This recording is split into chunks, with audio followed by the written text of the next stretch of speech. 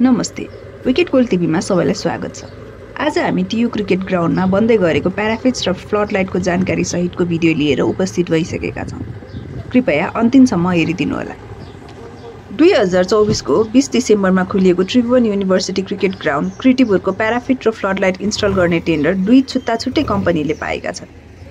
Tender खुलेको झन्डै 7 हप्तापछि parapet निर्माणको contract BKOI KSDC BG joint भेन्चर्सलाई दिएको छ, जसले ₹43.77 मिलियनको बोलपत्र पेश गरेको थियो भने फ्लडलाइट इन्स्टलेसनको contract Lalitpur based Vishan Ishwari joint भेन्चरलाई दिएको छ, जसले ₹42.19 मिलियनको बोलपत्र पेश गरेको थियो।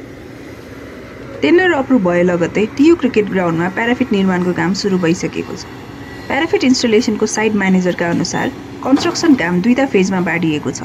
पहिलो फेजमा इस्ट ब्लक र वेस्ट ब्लकमा गरेर करिब 10,000 क्यापेसिटीको प्याराफिट्स बन्नेछन्। पहिलो फेजको डेडलाइन यही वैशाखको अन्तिम साता रहेको छ।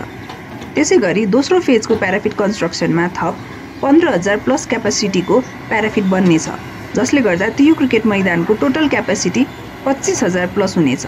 दोस्रो फेजको काम चाहिँ कहिले सुरु हुनेछ भन्ने बारे पछि नै डिसाइड हुनेछ। निर्माण कार्य सुरु गरिएको अहिले झन्डै 2 हप्तामा पुगिसकेको छ र अहिले ग्राउन्ड वरिपरिको वालहरू भत्काएर माटो निकालेर स्लोप मिलाउने काम हुँदैछ। त्यसैगरी प्याराफिट्सलाई चाहिने फाउन्डेसनको लागि पनि खाल्डो खन्ने काम धमाधम हुँदैछ।